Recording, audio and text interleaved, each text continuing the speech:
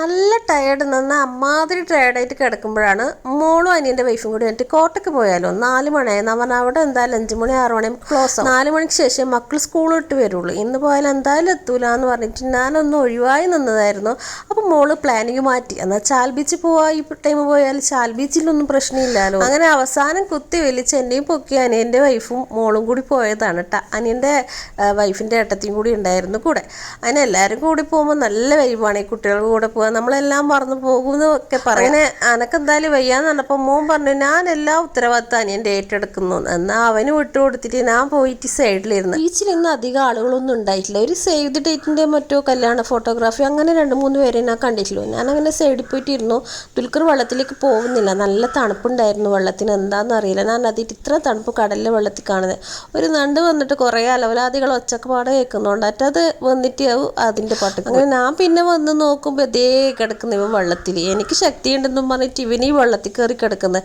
ഇവരെ നോക്കാനാക്കി അയിമനെയൊന്നും കാണുന്നില്ല. നോക്കുമ്പോൾ ഓനാണെന്ന് ബീച്ച് ഓടിക്കളിക്കുന്നത്.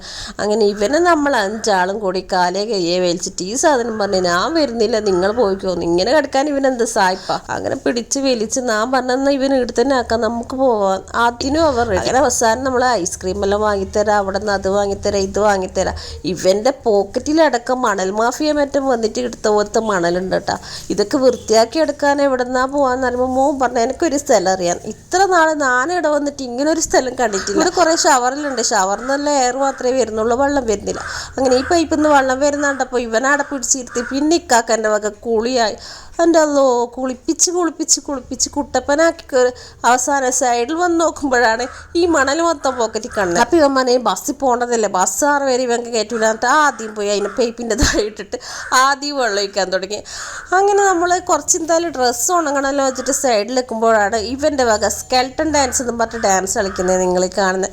അങ്ങനെ സ്കെൽട്ടൺ ഡാൻസും കണ്ടു. പിന്നെ നമ്മൾ മുന്നേ ഇരുന്ന് അതിൻ്റെ വീഡിയോ ഇട്ടിട്ടില്ലേ, അതെല്ലാം ഈ ടൈമാണ് കേട്ടോ കണ്ടിട്ടുണ്ടായിരുന്നത്. ഷർട്ട് ഉരുത് നന്നായി, അല്ലെങ്കിൽ അതും കൂടി നനച്ചിട്ടുണ്ടാവും. അയിമം പിന്നെ ട്രൗസർ എടുക്കാത്തോണ്ടാ വെള്ളത്തിൽ ഇറങ്ങാണെന്ന്. അല്ലെങ്കിൽ ഓൻ്റെ അവസ്ഥ ഇങ്ങനെ തന്നെ. വേറെ 2 പോലീസുകാരെ കൂട്ടിയിട്ട് ഇവരുടെ നാളെ കൂട്ടിക്കൊണ്ട് പോകേണ്ടി വന്നത്. അങ്ങനെ ഫോട്ടോ എടുക്കാൻ നോക്കുന്നുണ്ട്. ഇവനാണെങ്കിൽ ഇവരെ ഫോട്ടോ എടുക്കാൻ വിടുന്നുമില്ല.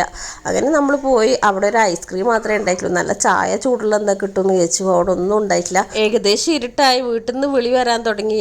പിന്നെ ഞാനൊരു ബോഡി ഗാർഡായിട്ട് പോയതാണ്. കളി മൊത്തം ഇവരുടെ ആയെന്നല്ല. ഇവരോട് ഒറ്റയ്ക്ക് പോകാൻ പറ്റി ഇവർ പോകുന്നും ഉണ്ടായിട്ടില്ല. അങ്ങനെ നമ്മൾ ഓട്ടോയിൽ 3 നേരത്തേക്ക് ഇറങ്ങിയിട്ട് അവിടെ ചീസ് കേക്ക് ഉണ്ടാവരുണ്ട്. കറക്റ്റായിട്ട് ഇന്ന് ആ ചീസ് കേക്ക് തീർന്നിട്ടുണ്ട്. അങ്ങനെ കുറച്ച് ഐറ്റംസ് എല്ലാം വാങ്ങി പുറത്തേക്ക് ഇറങ്ങുമ്പോൾ തന്നെ ബസ് കണ്ട് പോയി ഓടി ബസ്സിൽ കയറി. അങ്ങനെ നമ്മൾ നാട് പിടിച്ചു. ഇതൊരു ചെറിയ വ്ളോഗാണ്. നിങ്ങൾക്ക് ഇഷ്ടപ്പെട്ട എന്തായാലും ഒന്ന് സപ്പോർട്ട് ചെയ്യുക. ഫോളോ ചെയ്യാത്തവരൊന്ന് ഫോളോ ചെയ്യാം കേട്ടോ.